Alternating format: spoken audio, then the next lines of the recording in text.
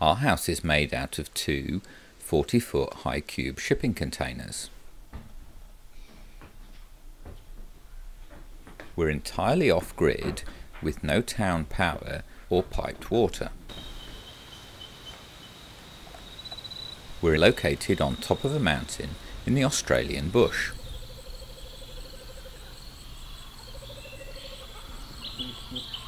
We used to live in Scotland. I had an unexpected job offer to come to Australia, and I like adventures. I was actually quite happy living in Scotland, the northeast of Scotland. We had a very idyllic life. And then one day Paul came home and said, "What do you think of Australia?" And I said, "Oh, that'll be a good place for a holiday. Yeah, sounds good." He said, "No, not a holiday. How do you feel about living there?"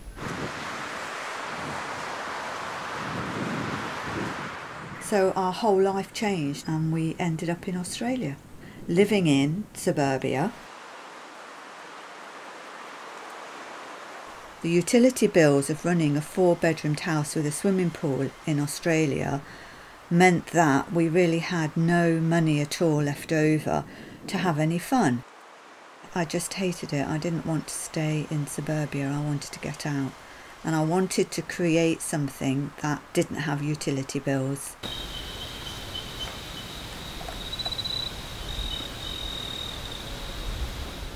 What made me think I could live off-grid in a shipping container? I knew that people did live off-grid, and I had no idea how they did it.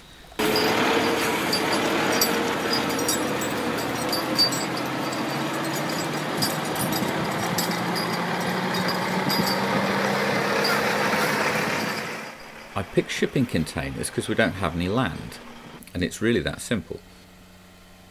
If you've got a block of land, you can build a house, but if you don't have a block of land, then you really need to build your house that you can put on the land that you find one day maybe. So that's why shipping containers were a good option.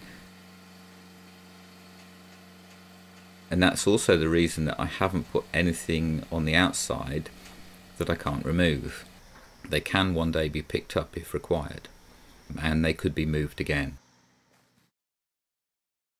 Trying to find suitable land is really quite challenging. We were very lucky. We found somebody that wanted to help us achieve our goal. They had a lot of land and they gave us space in the corner to just go and play.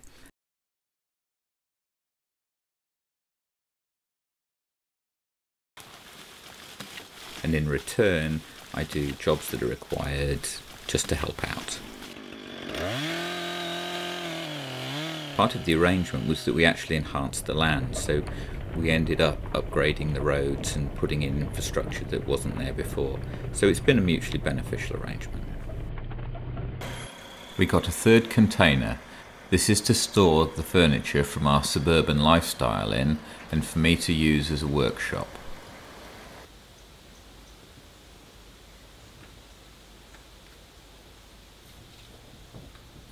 I've never built a house before.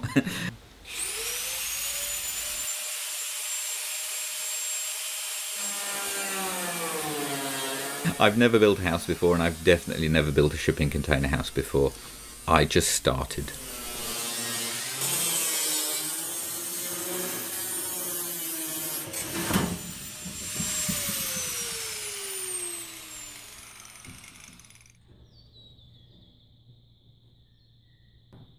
I put black tape where I don't want to cut until the very end.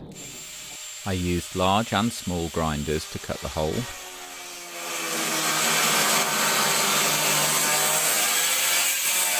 I'd watched my dad build a house with no formal training very successfully.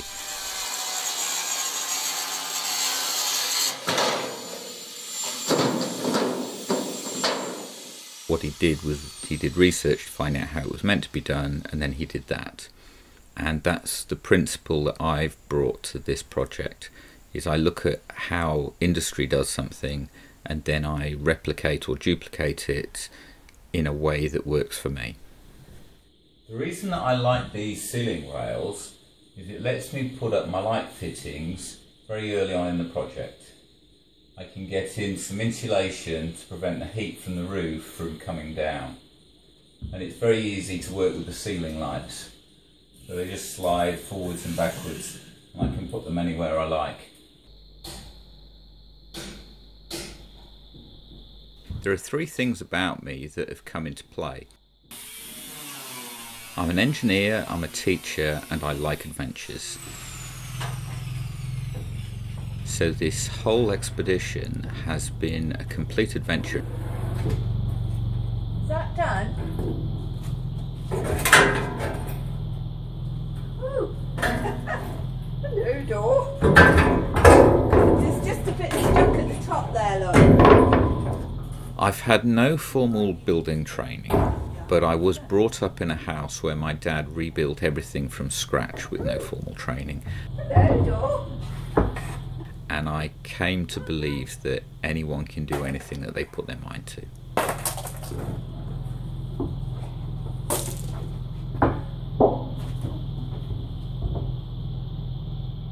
I had to learn a lot of new skills. For example, I couldn't weld.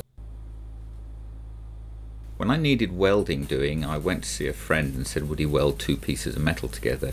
And he said, no, but I'll teach you how to do it. I now really enjoy welding. It takes practice, but everything is learnable, and you get better when you practice.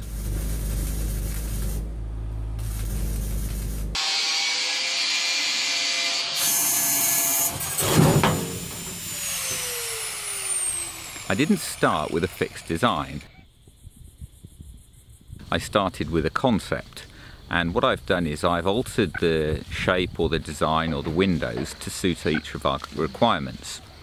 So we add a window when we need to see more light or ventilation, or a door for more access.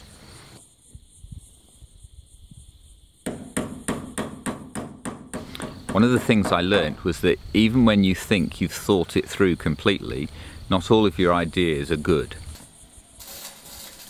I've made changes, and I've made changes on changes, and first, second and third ideas have gone on to be refined. The first ceiling design had a few flaws. It was plywood suspended over a steel and aluminium frame. It would bow and sag in the middle, which wasn't very pretty. I had a rethink, and I made a new prototype. I put in sound and thermal insulation patterns, and then I wired up the lights.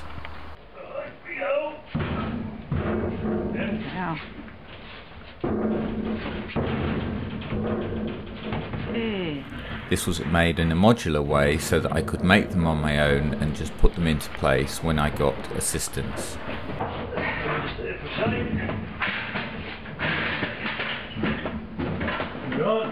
Putting the panel in was probably the hardest part of the entire project up to now.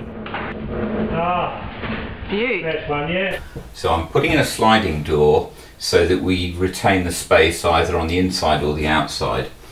Now I've just roughed it in, so there's just a header holding this in place, and I've got to the point where the door is actually functioning. It's now sliding. I've yet to put a handle on. I've covered the outside on both sides in builder's paper, and I think that will give me a level of insulation.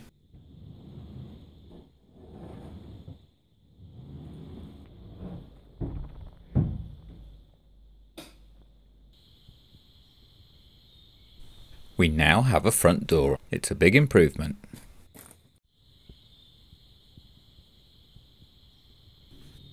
I'm now ready to enclose the walkway between the containers.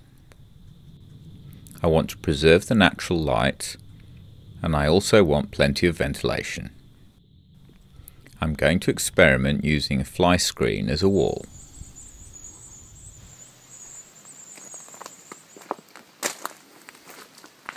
Probably the hardest bit is living in what you're building is way harder than building something and then moving in. There was a TV show came up in the last couple of years, and everybody that I know told me about it, so I tuned in and watched it.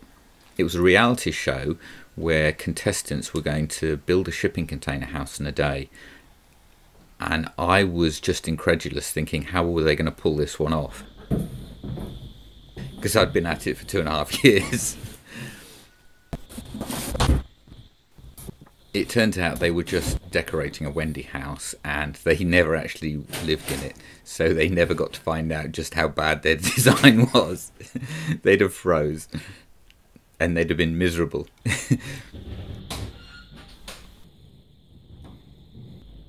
There's as much effort goes into building a shipping container house as there is a real house, because you need real insulation, you need to make it warm, you need flowing water, you need power points.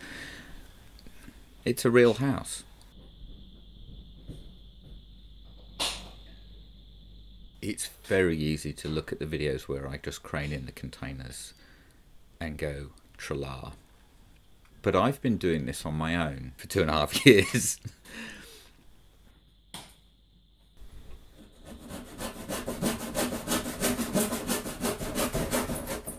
I haven't had a team of builders where I just say, here's an unlimited budget and just finish it.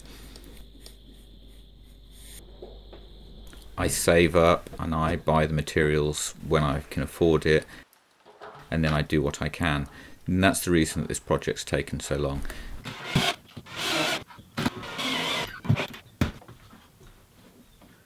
I also work full time, so with having to commute from the house to work and then come back, there's only a limited amount of time for me to actually do the building, and that's really slowed things down really quite considerably.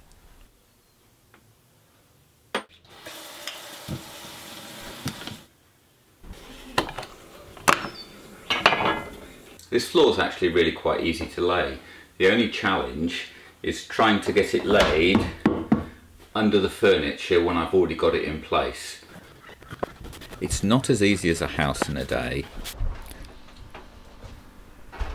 The clipped together lino tiles have been a great success. The tiles are going in the first half of the container. This is because I come in with muddy boots when I'm filling up the firewood pile. Containers have some parts of the floor that are made out of steel.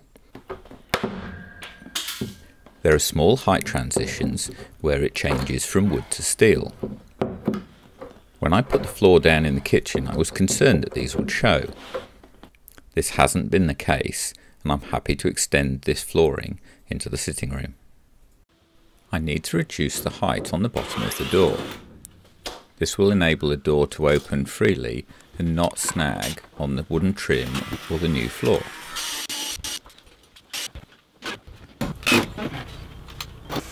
Lots of the costs associated building with a container house are very similar to a regular house. This is because they both need the same windows and insulation.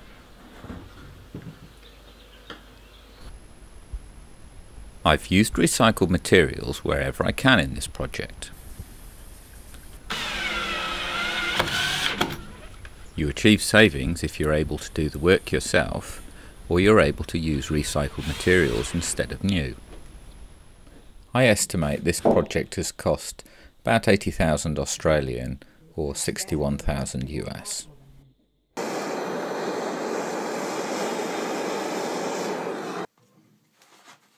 I've plumbed in the shower breach to the hot and cold lines.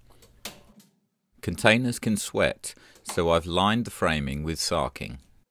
When I say it took 2 years to get a shower to the top of the most important list, that's actually true. There were other things that were more important because we had to have roof space to collect the water, store the water, and then the infrastructure to build the shower. So it did truly take 2 years to prioritise the shower to the top of the pile.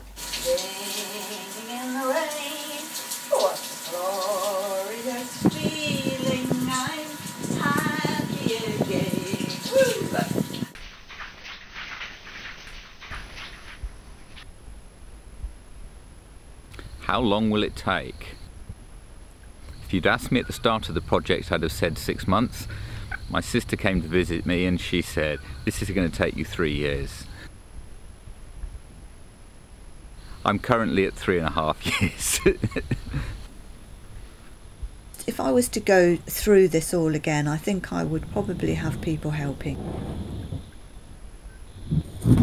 think it was very stressful trying to do everything on our own, and it took longer to do just on our own. Whereas if we'd had more people helping, I think we could have probably done it quicker.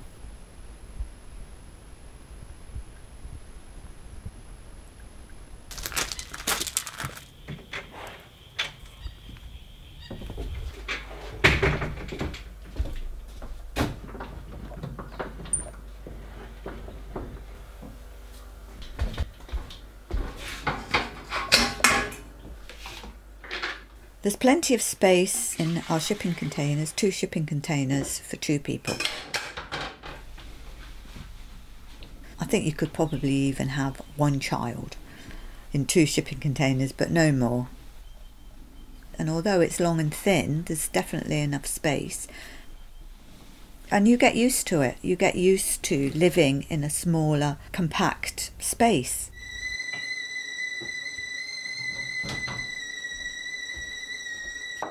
Each of the containers is 28 square metres. This gives us space comparable with a 1-bedroom apartment in a major city.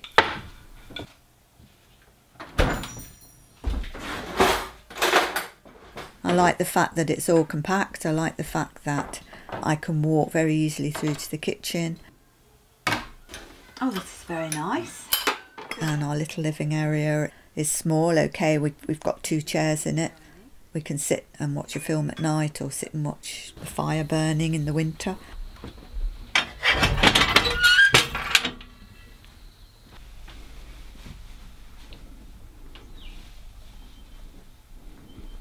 I see people who live in houses the size of shopping malls, and big chunks of their wages are going just to keep the place cool or warm.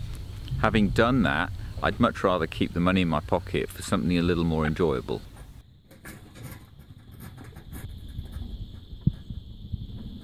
We don't have connection to town power. It was actually much easier to go off grid than I thought. We bought a decent generator and that gave us the power for the first 6 months.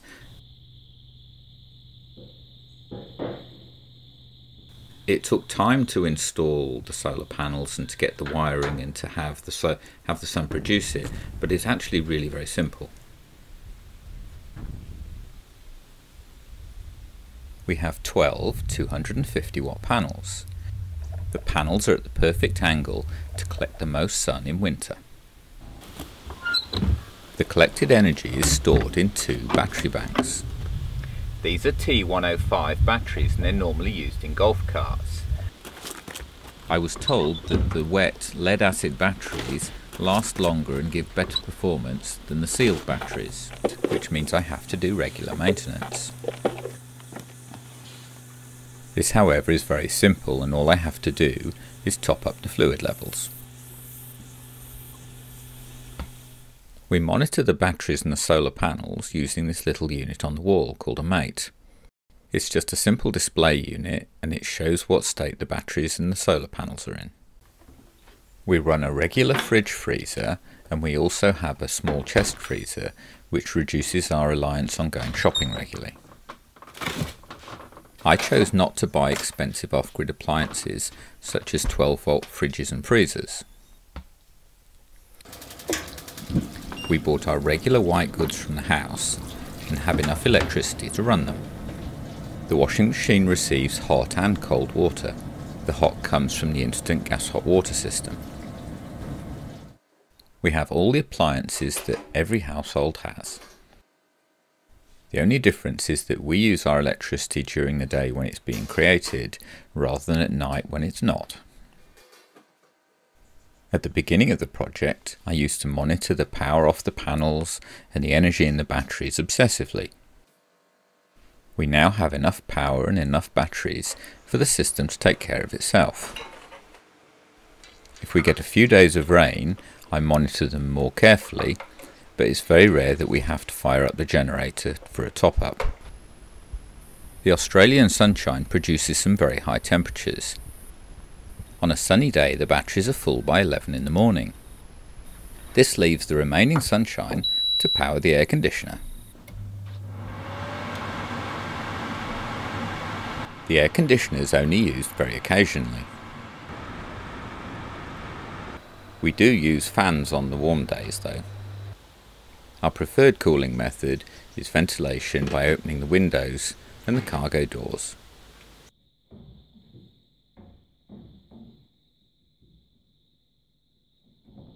We have a couple of 12-volt car outlets which lets us charge phones. The 12 volts also powers the modem for the internet. The modem that connects to the internet is inside the container, where the signal's very weak. To solve this, we put an external aerial on the roof. This is a directional antenna and we get a much stronger signal. Lighting and high-speed broadband internet connection is on its own system. I have a separate panel that connects to a 12-volt truck battery. This battery lives in a box in the walkway and it has a dedicated charger, although it's very rare for the charger to be used. I experimented with lots of different types of LED, and the only ones that I'll install are the ones that give a warm light because they're a much nicer environment.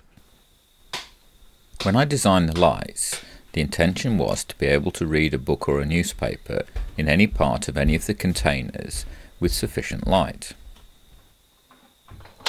However, there's no point in lighting the entire container if you're only working in one small area. I installed pull cord light switches which lets us light any part of the container but to switch it off when we're not using it.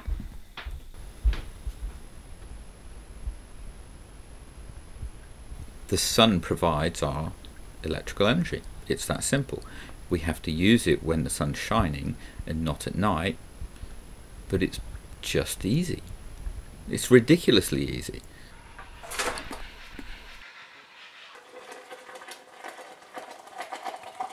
Somewhere between 11 in the morning and 1 in the afternoon, the batteries will become full.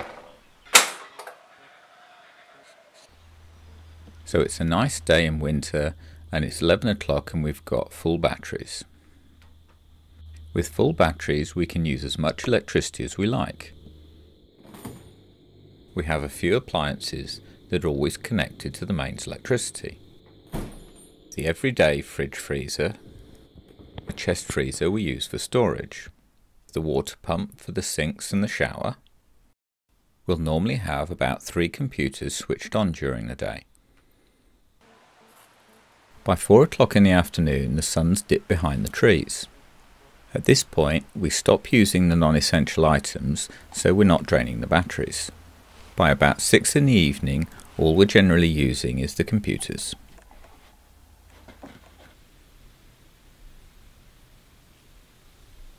We've now arrived at the point where we just don't have to worry about electricity. In the early phases of the project I was forever looking at the volts and the amps and seeing how much we had to go. Now I check it at bedtime and I don't always even do that. I like not having electricity bills. It's brilliant. The feeling about being off-grid is absolutely amazing. We have the local areas having power cuts and we don't. We've always got power. It's absolutely fantastic to be able to use all my appliances when the sun's shining. We really don't go without anything that a 4-bedroom house doesn't go without.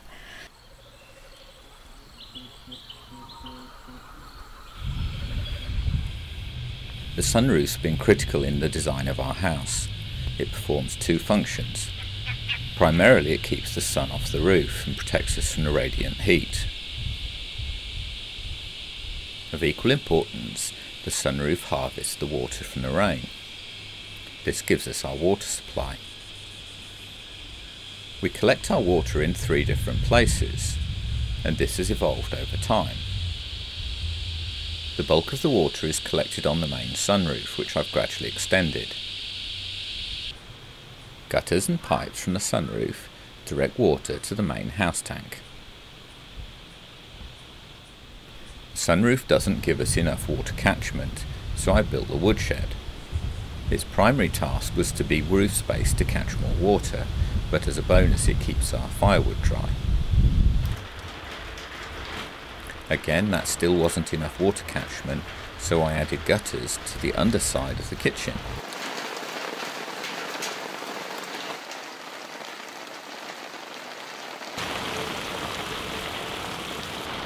This seems to have done the trick.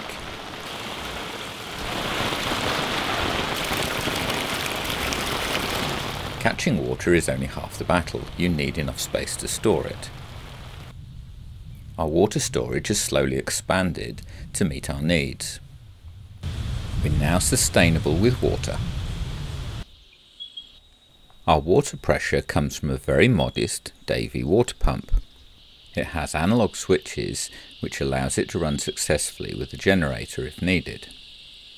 It draws its power from the 240 volts. We clean the water by putting it through a 20 micron paper cartridge filter.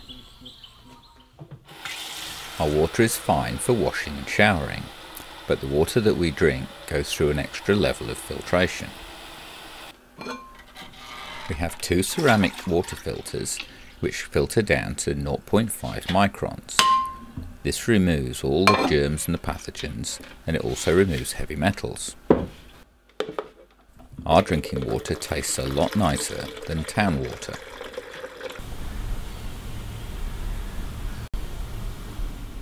About a year in, we'd run out of water, and we had some water delivered from a water truck, and I didn't even know they existed. And the chap said, "Is this your first water delivery?" And I said, "Yes." And he says, "Well, you're not going to like it then." And I said, "Why?" And he wouldn't tell me. When he turned the pumps on and filled the tank, and I put my head in the top, it absolutely stinks. All you can taste and smell is chlorine. Town water is foul. It really is. After you've lived with natural water from the rain, it's just so much nicer. This is the roof that collects the water for the Duck Hotel. It fills the blue barrel and the overflow runs down the hill into a second blue barrel. The blue barrels give me a fairly constant supply of water for the ducks' water troughs. Early in the project we had little or no water. For washing we had to buy a twin tub, which uses considerably less water than an automatic. This was a shame because we had a beautiful automatic sat next to it. We appreciated it in the beginning, but we were pleased when we got enough water to run the regular automatic. This is its maiden wash with its own hot and cold supply. Although we have a lovely shower, I missed having a bath. So I built a solar-powered outdoor bathtub. In winter we can't generate enough hot water from solar panels to fill the bath. Summer's arrived and it's time to resurrect the outdoor bath.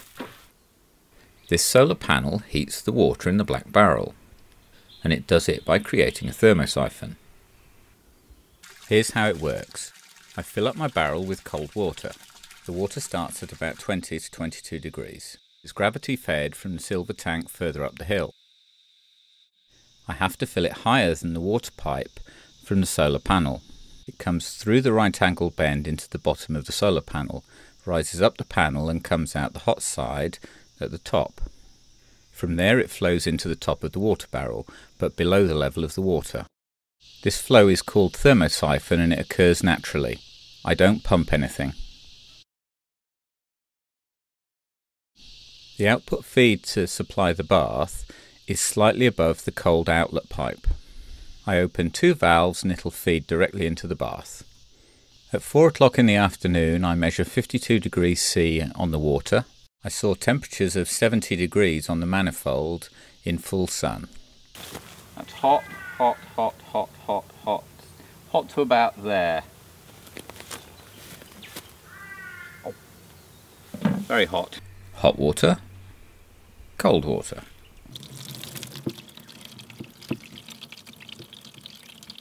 Sometimes you just have to top up with cold.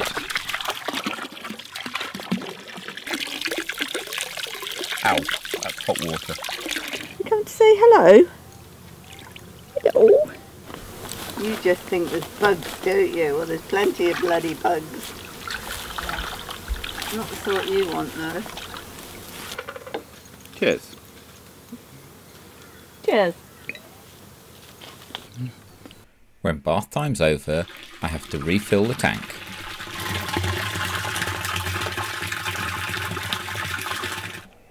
And that's it full till next Sunday. After I've had my bath, I leave the plug in, and the following day I have a bath of cold water. When I feel the water is past its best, I simply use it to water the garden,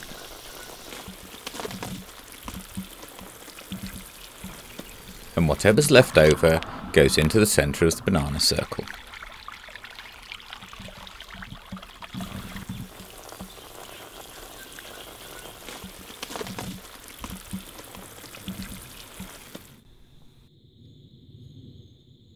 A conventional townhouse uses town water and town sewage, and we don't have either of those things. More rural properties have mains water and they run the sewage into a septic tank, but that needs quite a bit of infrastructure, and that's not practical for us.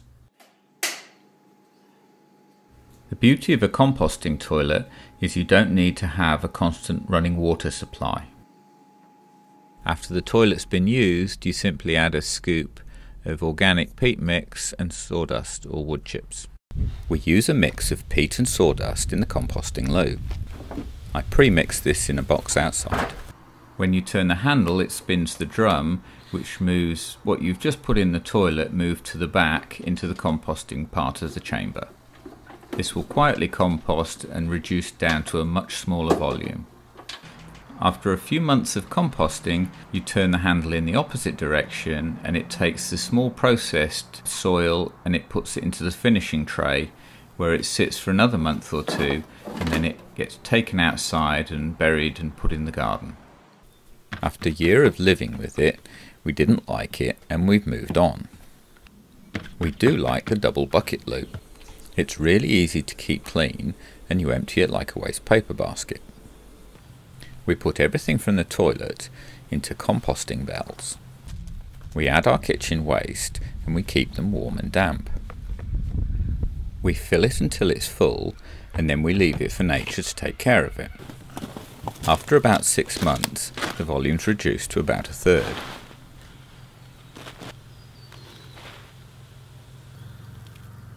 This creates amazing soil, and this can be used to put round trees.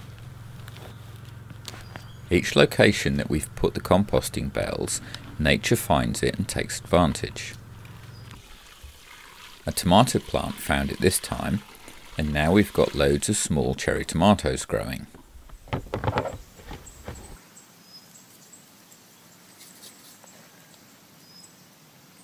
Our early attempts to grow food in full Australian sun weren't very successful. We didn't have enough water, the sun fried everything, and what did grow was eaten by the wildlife. I've built a large cage where we can grow our own vegetables. The veg cage is just a few steps down from the kitchen door. I just use simple taps to restrict and control the water where I need it. It's watered automatically with the water in the kitchen sink. Just washing up means we're watering 3 times a day without having to do anything. The kitchen sink waste comes out of the white pipe and goes into the tub.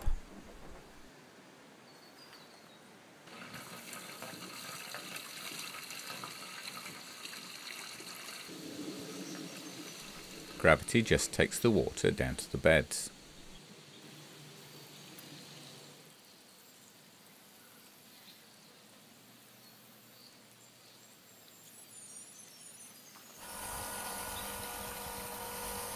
I duplicated this system for the shower.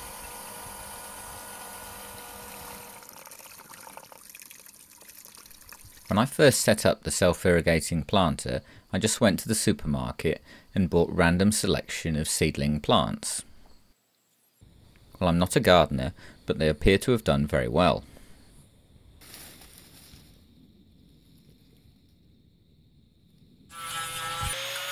I've got some offcuts of steel lying around. I've got enough space in the vegetable cage, so I'm going to turn this steel into a new planter.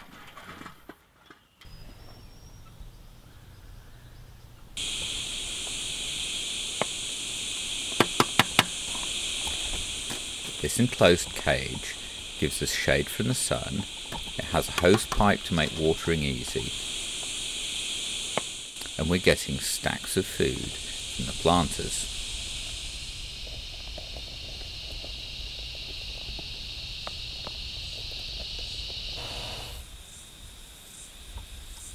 We live in a cow paddock. I'm putting in a fence to keep the cows out. When they come walking round the containers, they tend to make a mess standing on the pipes and the cables. That's right, keep on walking. No tomatoes or broccoli or lettuce for you.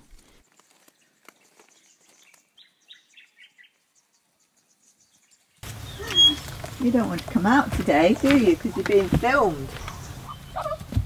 Having always lived in a rural area, going into suburbia was really a major crisis for me. I didn't like the energy there. There was not really a lot of nature to connect to. Everything was very materialistic. I couldn't even go for a walk because there were no paths. Come on then. It was wonderful to actually come and live in the middle of the Australian bush, because the connection with nature is absolutely wonderful. And it took a while for me and nature to connect, because it's so wild and so unruly and so harsh. But the connection is there and it's wonderful.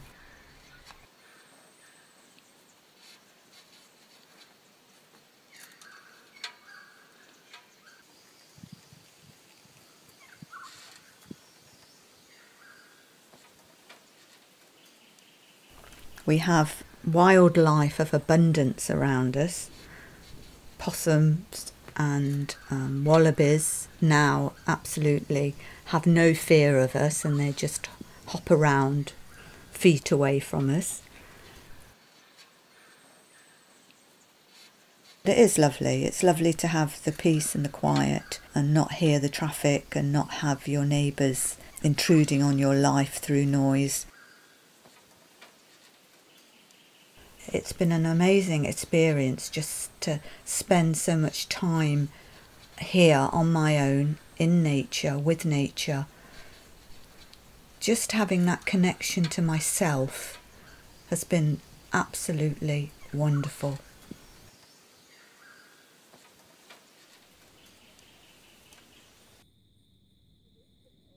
I live very much in nature, but I'm usually very busy. There's so much to do when you live the lifestyle that we have.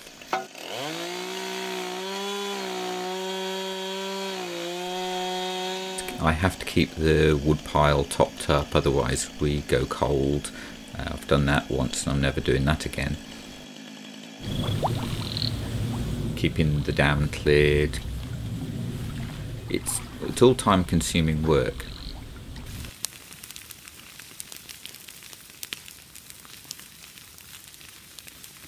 I even had to learn about backburning, which is clearing the bush so that fire doesn't come through.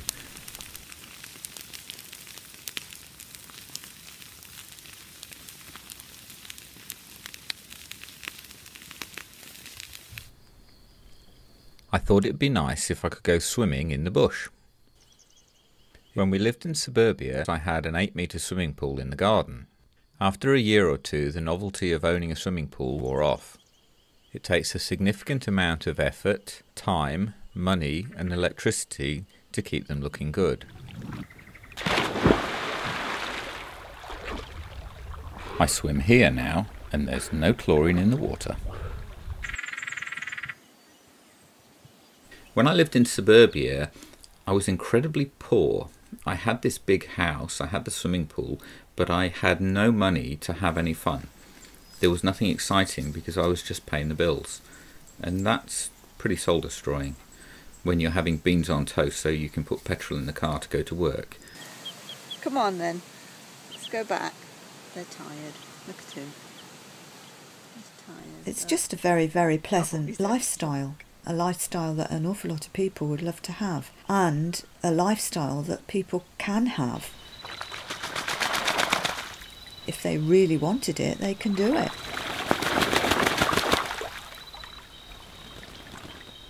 And you just have to feel the fear and jump anyway.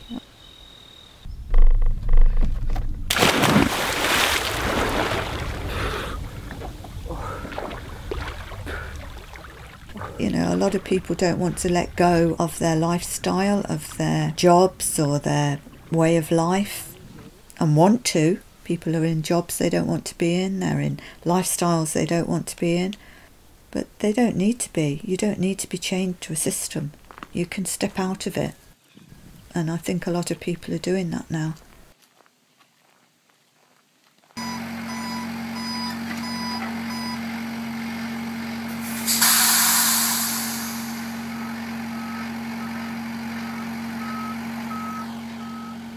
Well, I think the beauty of living in a shipping container is the fact that you can move them.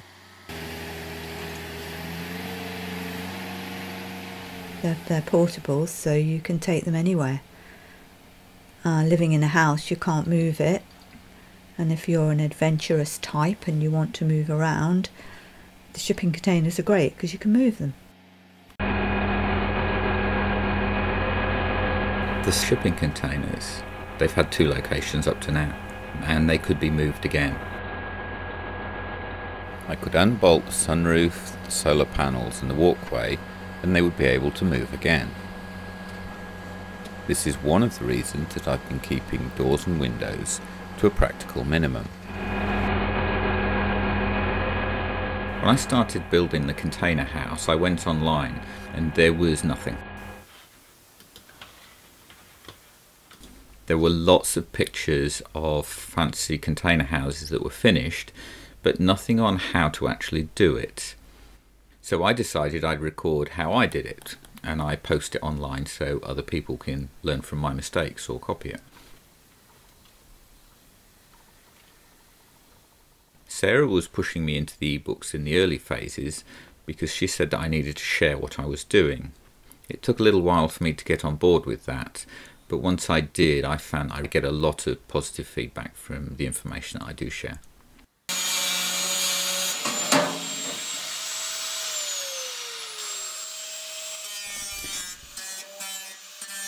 Could anyone do this? There's been a lot of effort and it takes persistence. I'd say persistence is probably the key to it. It's been a huge amount of hard work.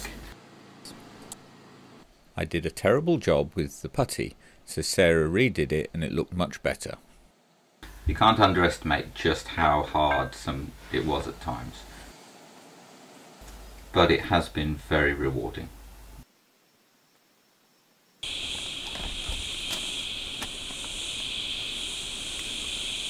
I really do believe that getting out of the system as much as you can, being self-sufficient as much as you can, you don't have to do it 100%, but just as much as you can have so much satisfaction.